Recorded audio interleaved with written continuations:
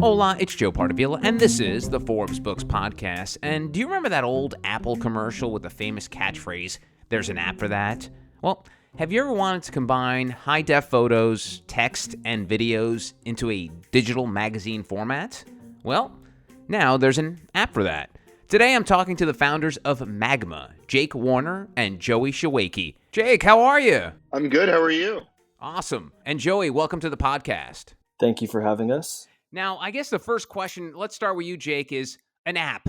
There's a lot of apps out there. I Googled it. The App Store alone for Apple has nearly 2 million apps. So why does the world need another app? Well, Magma actually is an app. It's a tool and a platform that we wanted to deliver in a mobile first fashion. So we see the world going to a place where soon computers are probably going to be your secondary tool. The phone that you have in your pocket is going to be your main toolbox. Everything on there is going to be a different service tool used for a different purpose on a daily basis. And we knew what Magma was going to become, and we wanted it to be one of those tools. So we started off with an app, but it's much more than that. It is much more than just a simple app. And Joey, what does he mean by that? Much more than an app? Because, apps right now in this time, they are more of these, let's say, addictive destinations where we are going after the tool, a necessary component to someone's life. So, for example, right now in today's world, people have a hard time, let's say, starting their business or building a website, or maybe they're wanting to go deeper and building a blog.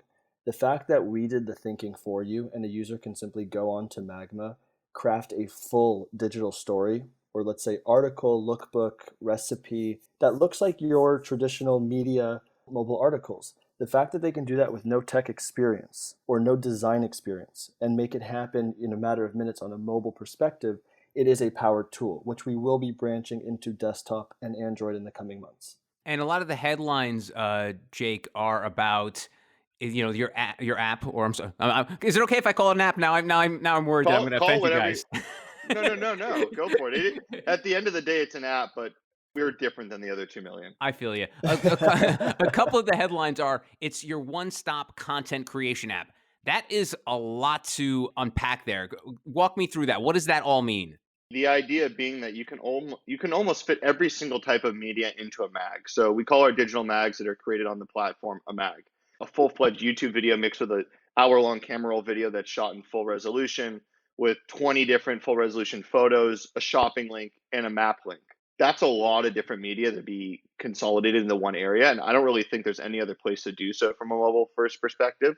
So for us, being able to put that into a singular mag and then share it with one link and have it load as fast as a single Instagram post, that's the direction we've taken it. So Joey, walk me through once I've downloaded the Magma app. What are you able to do there?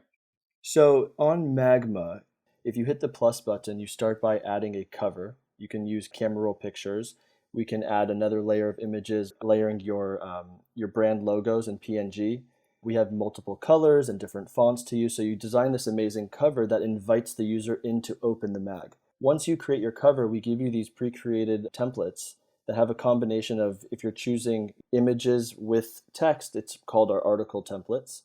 And if you just want to use images, you can go to our gallery templates. And what you do, it's all plug and play. You click a template that best matches the content you're trying to create.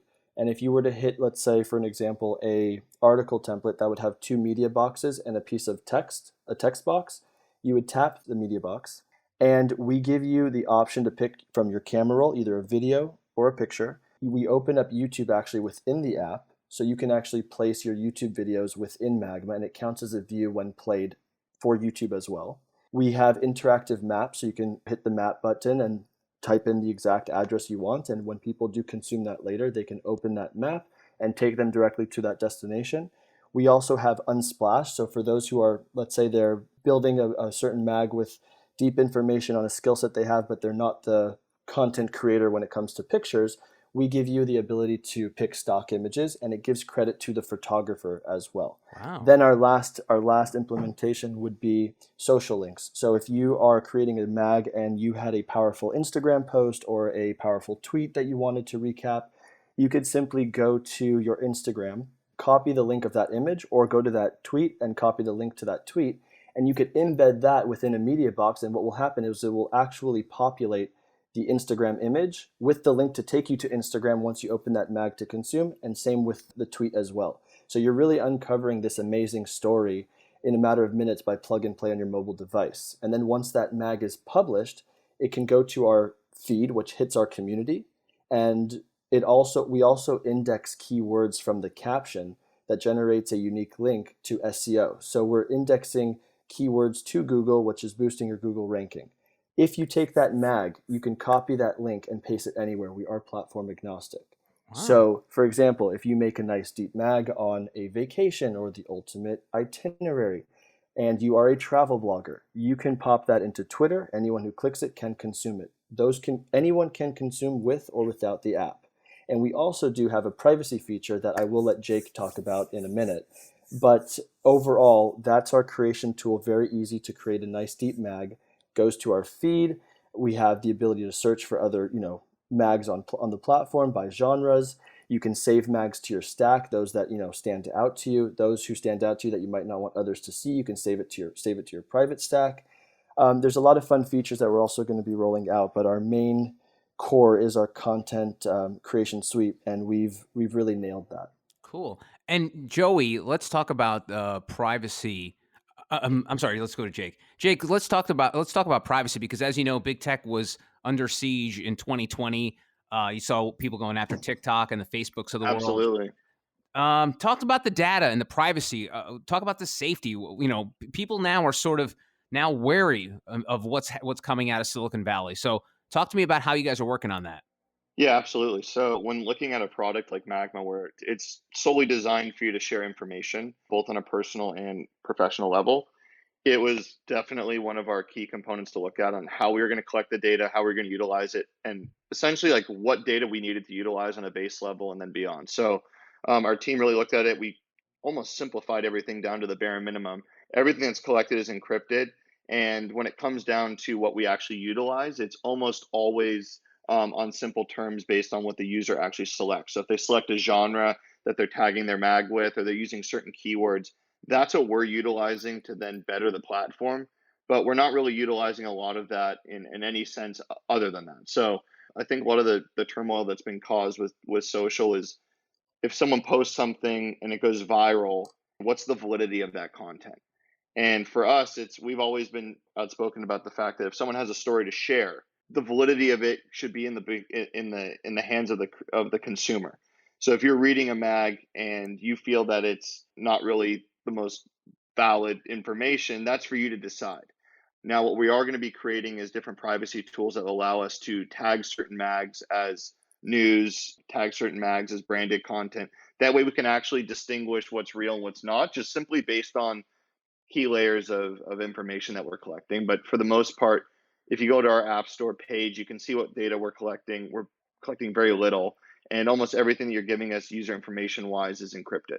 Hmm. When we look at Magma as a tool instead of a destination as its priority, we also have features where you can publish a mag completely privately. So if you were to create a file on Dropbox, no one's seeing that unless you share it. So we have the same feature with Magma. You can publish a mag, you select the privacy feature at the end, you just select private, and only people with the URL that you share to that mag could actually view it. So we've also given people a layer of being able to create content that they feel proud and connected to, that they can also control who gets to see it. Whereas if you look at an Instagram or another platform like that, it's solely based on who follows you. So this goes an even layer deeper, which is you can have, privacy on your profile, but you could also be able to share content only with 3 people if you wanted to. All right, so I have a question for both of you, but since Jake, you're the CEO, you should probably handle this one. 2020, we got heightened awareness of the fact that these big tech companies were policing their feeds a lot more than they had in the past. They probably had been, but because of the election and social unrest, there was a little more of awareness to it. So, how is Magma handling this? Because as you know, the tool you've created is amazing and it can be used by anyone. But then again, when it's being used by anyone, there's a few rotten apples mixed in there. So Sure. how are you handling that? I don't like to think that we're policing it. What we do have is systems that collect keywords, and we do have a nice laundry list of keywords that we can be certain are deemed as inciting in a negative way. And I mean, people wouldn't be surprised at what's on there, but if those show up within a mag, almost every single time we're alerted of it almost instantly. And that also goes for photo content and video content. So if something is posted that can be deemed dangerous or negative in a way that can cause extreme levels of feedback, we're alerted of it almost instantly. Now, I think when you're talking about the policing that's occurred in the last year, it's as a company, we have to look at things on the lines of like, are we getting our job done at being able to serve people a tool or a product that allows them to do something great?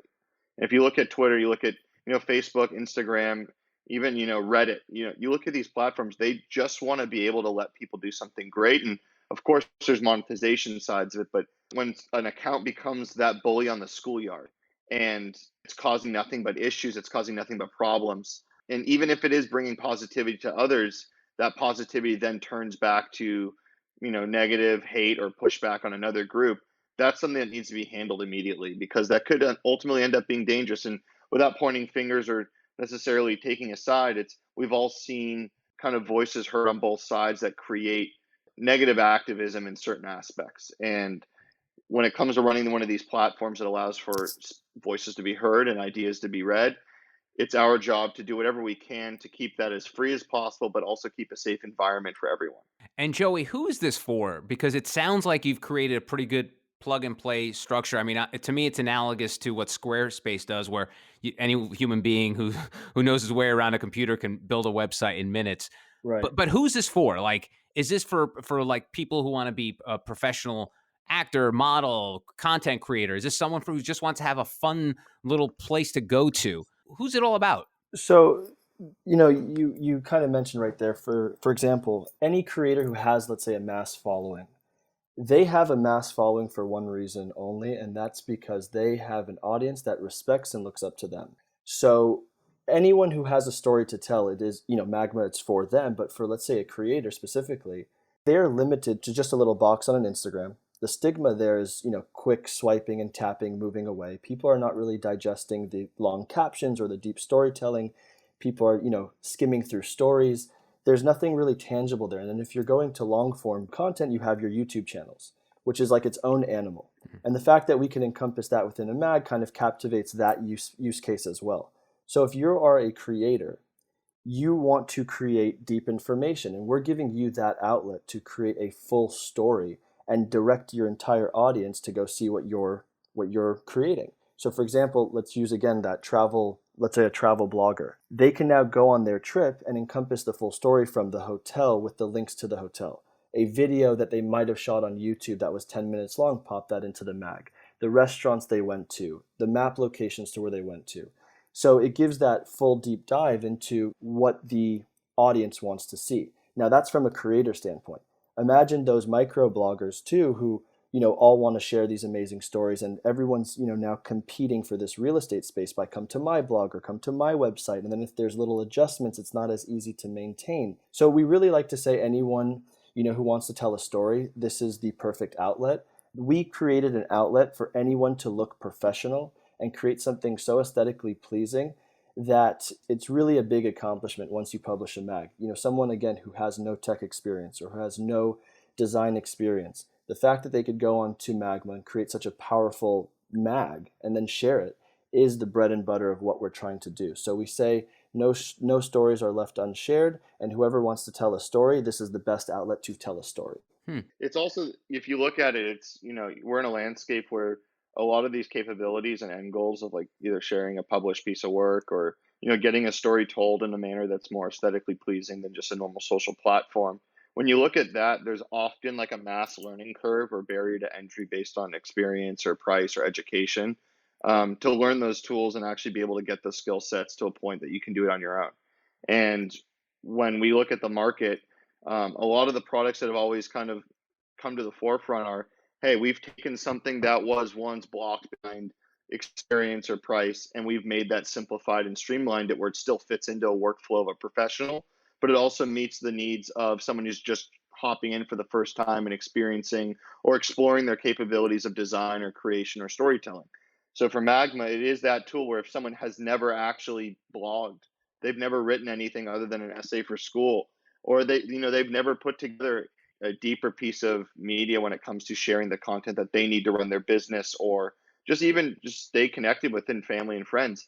they now have a thing that they can go to where they can trust it guaranteed every single time they're going to create something powerful and beautiful that fits everywhere, but they can do it right on the fly without any prior experience. That's more so the bread and butter of what we're doing is we're bringing it to everyone. There's no barrier to entry. Right, and then a cool use case, for example, like from a couple influencers that I know personally that actually shared it with me before me. I wasn't the one asking them to do this, but they were like, "Joe, the privacy feature that you guys just released is amazing. I actually went on Magma. I built my entire press kit now and my media kit. So when brands reach out to me to collaborate, I just send them the private mag that I made a great cover on myself. The next page was an introduction to who I am. I screenshotted all my analytics to all my platforms. I wrote, a little bit about all my different price packaging, a little, media or little places of where I was in the media, a full entire media kit that they did all on their phone that they can now share to the brands instead of them drafting up, a big PDF on Microsoft PowerPoint and, starting from this blank slate where a lot of them aren't as great into that type of creation as opposed to the mobile tools and creation. So that was a great use case. They said the reactions were fantastic. We got, a lot of other people in fashion companies who were actually putting together their lookbooks and they were sharing it directly with the buyers with the link to their POs. And we're seeing so many different use cases. So, back to your question, it is for everybody and everyone who wants to tell a story. So if you are an influencer, if you are a creator, here's an outlet to take your audience deeper. If you are a beginner in the blogging world, as Jake was mentioning, here is an outlet without having to go deep into web development or starting from scratch from a Wix or Squarespace. We are also generating that SEO that I was talking about. So it's another free marketing component to what you're actually building. The second you hit the publish button and you do let it go publicly, that is now flying through the internet and anyone can come across it on a standard Google search. So it is for everyone. It is for people who, also want to get themselves out there more. There's many different use cases. We actually are best fit for everybody. There's no limitations to who we're trying to target. We created a fabulous tool for everyone to feel professional in their creation moves. And Jake, as a CEO, and I don't know if this is intentional or not, flipping through the app and speaking to you guys, it seems like you've taken the best of all these other outlets, whether it's a Pinterest, whether it's a YouTube, Facebook, Tumblr, and you've put it into one place. I'm assuming that was intentional. Yeah, it's definitely. I mean, there was like throughout the design process of the U on the and the UX of the platform, it was always, is there a sense of familiarity here for people to come on and just automatically feel like they're at home in some facet? And different feature sets from different platforms that worked. I mean, we'd be lying if we didn't say we looked at inspiration of what has worked in the past, but we've always done it in our own manner. And as someone who I mean, I used to blog. I used to early days when it wasn't even Tumblr, it was just WordPress, and I was getting on there and really understanding what was needed from a creator's perspective, and that really played a role in this. And as someone who worked professionally as a media creator and photographer and designer, it was how do we get this into the hands of people that are going to be impressed, whether you're at the entry level or you're a 40-year vet that's been working in the field and needs a new tool. And I think the familiarity aspect definitely plays a massive role in that, and the fact that we've designed mags to fit into every other platform. So if you are reading, if you're on someone's Instagram profile and it says a Magma Now link in their profile header, you click it, it opens up the mag within Instagram's browser perfectly. We've made it so that no matter where you are, you're going to be able to read a mag absolutely flawlessly, and you're going to be able to consume all the media in it within a flawless manner. So familiarity and pulling from different platforms and winners from the past and looking at things that also didn't work in the past that we also were intrigued by, kind of reconfiguring them in ways that we think that it would benefit us. That was also part of the process. And you're also taking existing content too from other platforms. So it's, you're not essentially going and creating something totally new for a new platform. Whereas on TikTok, now you have to make these full videos specifically for a TikTok. You as a creator who have multiple outlets and channels, it's a way to bring everything now together harmoniously.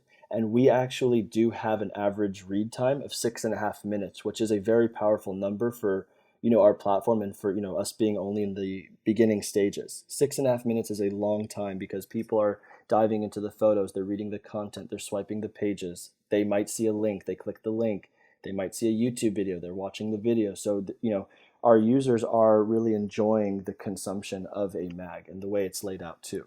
And Jake, you and Joey sound like a couple of cool cats from Los Angeles. Doesn't sound like you spent a lot of time in your parents' basement writing code and hacking into your high school computers. How did you guys do this? I went to school for design and manufacturing product development. I got double degree in that, and I was always wanting to create things. I ended up getting a job as a professional photographer and media coordinator while I was in college, and the same issue arose every single time I was on a shoot or working on a project. Was I don't want to have to go to my computer to send a narrative that included the content I needed to share with my team or with the consumer base that we needed to reach. And it dawned on me one day. I said, if I can just have an app that allowed me to just throw things together, or even just a website that I can access from my phone that can throw things together in a very organized, aesthetically pleasing manner and have everything show up in full resolution, that would be a really cool tool. And it just kind of sat with me. And finally, I said to myself, well, if everyone can kind of create their own mini deck, or hey, if they can create their own mini mag, that would be amazing. And I kind of designed it, and I thought it was amazing, but kind of crazy. And I'd known Joey forever, and Joey had started, his social media marketing firm, Open Influence, and kind of had been working with content creators for years. I went to him kind of as a devil's advocate saying, hey, would this work for your industry as well? Because what I'm looking at it as is something that can kind of change publishing, fit into a workflow of a B2B perspective. But does this work in the B2C manner? And also, does this work in just the creative social manner? And he instantly was drawn to it. And we'd known each other forever. And next thing you know, we went from friends who bounced ideas off each other and hung out all the time to we were building this together. And that's more or less just the simplistic manner of how this happened. And how important to you, Jake, is going on this journey with Joey? You mentioned you guys been friends for years. The old adage, you can't go alone in this business. How important is to have that sounding board, to have that confidant, to have that someone that you trust to the end of the earth to be on this with you? To have someone there that can kind of be a voice of reason during times when you yourself are going through something personal. The last thing you want is your project, your baby, to be affected by uncontrollable variables in your personal life, let's say. And to have a partner there that can pick up the slack when you're not capable to that one singular day give it your all, that's something that you can't put a price on that. You can't put an equity number on that. That's just something that's necessary when you're doing or building a company like this. And how about you, Joey? I couldn't agree more. Jake and I have such a great relationship, and we work so well together. It's been an amazing journey, and can't wait to continue with him. And we've had really funny experiences. And Jake, I'm talking about the first investment pitch 2.5 years ago. What's funny is, like, if you watch Silicon Valley, like, people watch it and they laugh, and people in the industry watch it and laugh. I watched it and I cried a bit because I almost related to it a little too much when it came to certain aspects. But I mean, if I didn't have Joey there, I mean, it definitely would have been something that probably would not have gotten this far in the way that it did. It probably wouldn't have happened at all, to be honest. I mean, we needed multiple pillars to be able to make this work. They are Jake Warner and Joey Chowaiki. They are the co-founders of Magma. Joey, thank you very much for the time. I really appreciate it. Of course. Thank you, Joe. And Jake, congratulations, and I look forward to seeing what you guys do next. Yeah, we can't wait to see what you create and what people go on Magma and publish. We're really excited, and we feel we've created the easiest and most powerful way to publish anything, and we're just really excited for everyone to get in their hands and see what they can do with it. Fantastic. Well, get on to the Apple App Store, search Magma, and enjoy. And that about does it for this edition of Forbes Books, available for you to listen to and subscribe to on Apple, Spotify, Amazon, or wherever you get your podcasts. And please, don't forget the golden rule and treat others as you want to be treated. Thanks for listening. Until next time, adios. This has been a production of Forbes Books Radio. Find out more at ForbesBooksRadio.com.